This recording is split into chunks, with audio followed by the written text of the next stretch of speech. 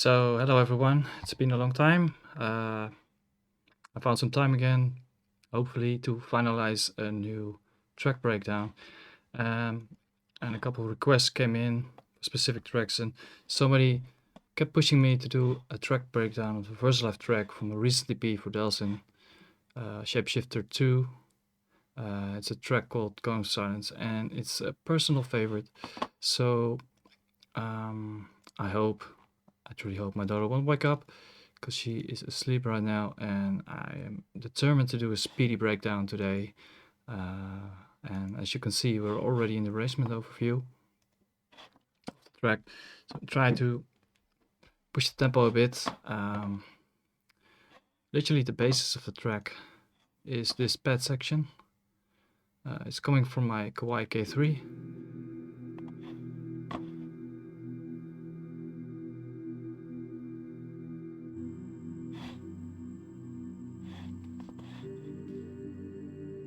So that's the atmosphere. And the main bass is coming from the SH101. And it's a funny story because I literally had it for a couple of, days, I think. So that's where the magic happens mostly. If you have new gear, you start to come up with fresh ideas. So yeah, this is kind of the main hook, pads and the bass.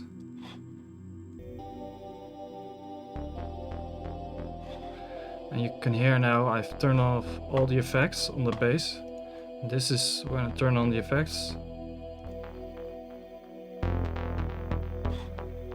What I did to actually push the bass through the mix a little bit more was put some multiband compression on it, accentuating the mids and highs, a little bit of compression, some stereo delay, dub station 2, one of my favorites. And the auto filter is just there to fade it out in the end. So yeah, usually the 101 fits in the mix quite well, but I mean, like with everything, I usually process things slightly. So the main pads, what I did is put the vitalizer on it because it accentuates the high sparkling frequencies a bit more, like the aliasing of the wavetable sound.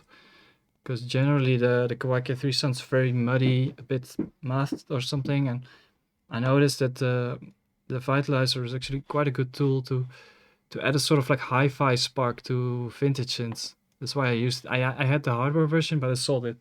I found that one for like $15, but I didn't keep it. I don't know. I sold it like 2 weeks ago. It earned me, I think, around 350 euros, so I could use the money for other stuff. So I was rarely using it. It's a really dangerous tool, to be honest. But in this case, it really helps me spark the pads a bit more. You hear it, this like sizzling accent it gets. It's a bit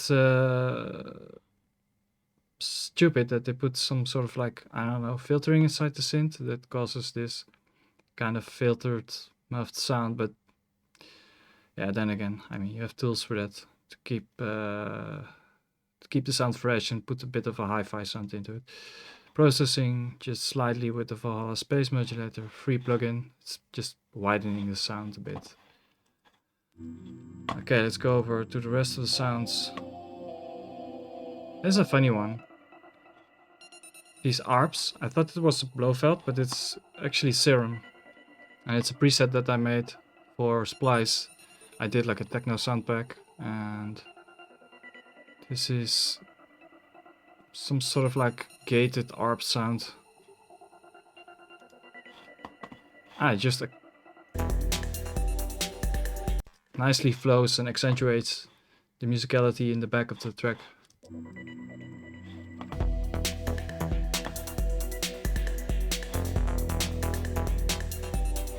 Over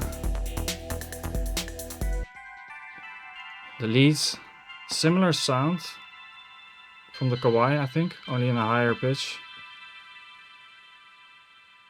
Yeah, it has to be the same preset with some Valhalla space modulation processing. Same SPL preset on top.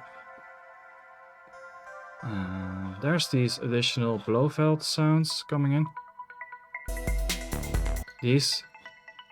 It's like a belly wavetable percussive sound. As you can see, it's quite processed. That's always the problem I had with the Blofeld. I was busy more processing the sounds to get them in the mix than actually using the synth. It's quite bright. So I bandpass filtered the sound.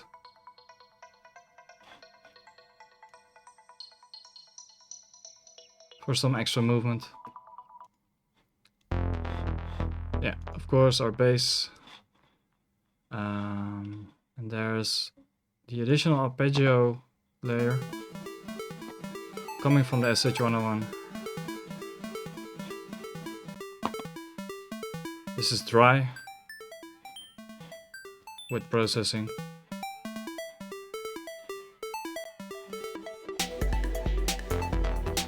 It's a nice swirly, swingy sound. And without delay, it's rather dry. So yeah, this adds a bit more dimension to it. Let me check what's on the master. Nothing really, just a bit of equalizing. Nothing much. I generally don't put stuff on my master. I just do it in the groups. So the drum section here, or is there any other? Oh, this is just a symbol. So this is the PSP Vintage Micro Armor. Definitely one of my favorite tape saturation plugins. I know, I haven't found anything else that does what this thing does. It just nails things. Okay, so this is the drum section.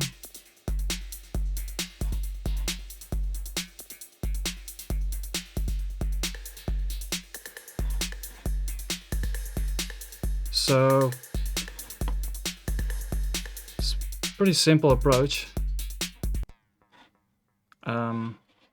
It's just a 808 kit from Live itself.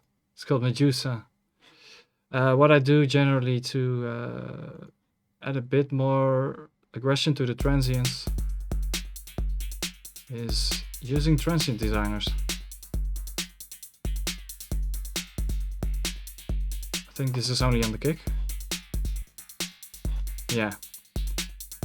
It kind of it increases the attack, like the clicky part, the start of the transient. So generally when my kicks are drowning and I'm losing a bit of the audible part of the kick, I use this. Again, some tape processing. This is without. This is with. It's nice and beefy. You can overdo it also, like this. But this is not my type of electro, not my taste. I like compression and saturation to a certain extent, especially saturation that it kind of lifts the drums, puts it a bit more in your face, like a natural compression or something. And not go into this gimmicky, distorted 808 territory. So you lose a bit of the cleanness, the politeness, but it's certainly not overdone. So this is like a send layer, effects layer from my H3000 effects unit. It's a hardware unit. I send the drums through a send auxiliary, and this is like a gated reverb or something. It just adds more space and dimension in the back. So it's slight, but it just really gives more life to the drum section. This is some cymbal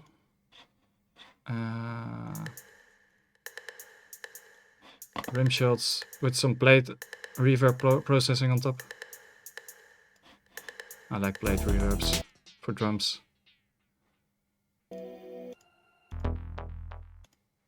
So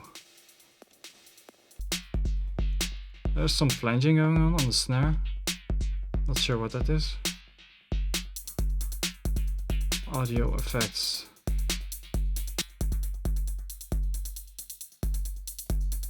Don't know where it's coming from. It has to be somewhere in this rack, I think. But it adds a bit more life to the snare. It's not so static anymore. And then on the group, I put a glue compressor. Actually, it's a really decent compressor for bread and butter stuff. I use it most of the times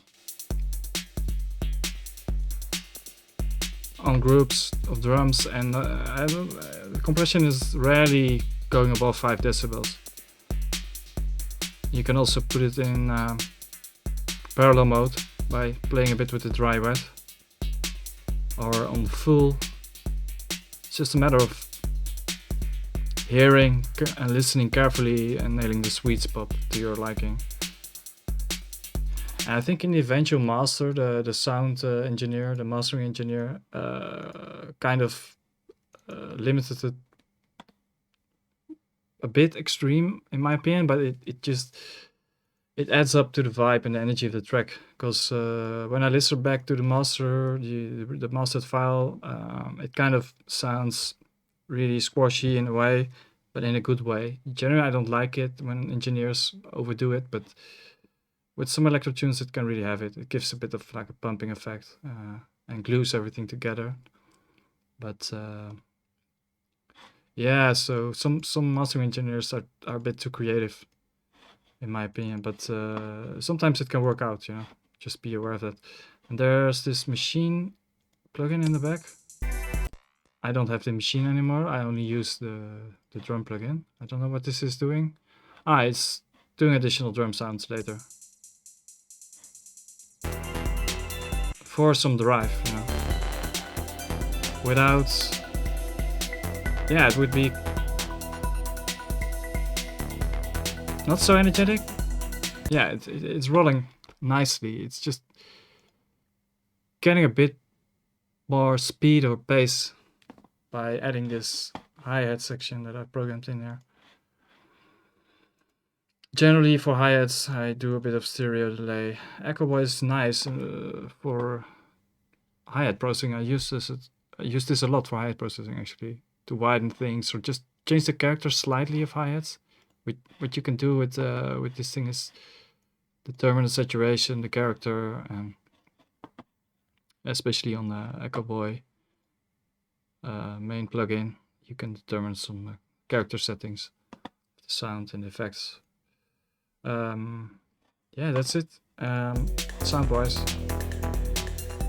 So the way I approach the arrangement, it's not like I arranged this track. Actually, I did it on the fly in the clip section. I did it purely here, starting the clips, playing with my mixer here, and just kind of doing it on the fly, really.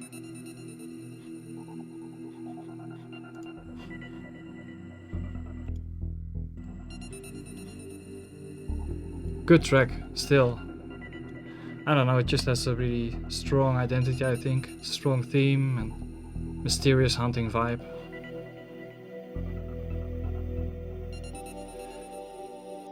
So what I did with the pads here, you can hear a bit of a clicky sound.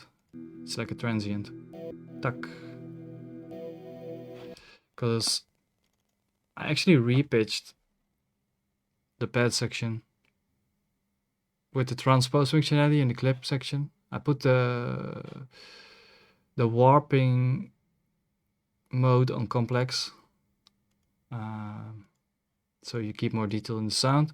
So yeah, it's more like a lower octave version. I didn't re-record it, I just sampled it down. So this is the original one.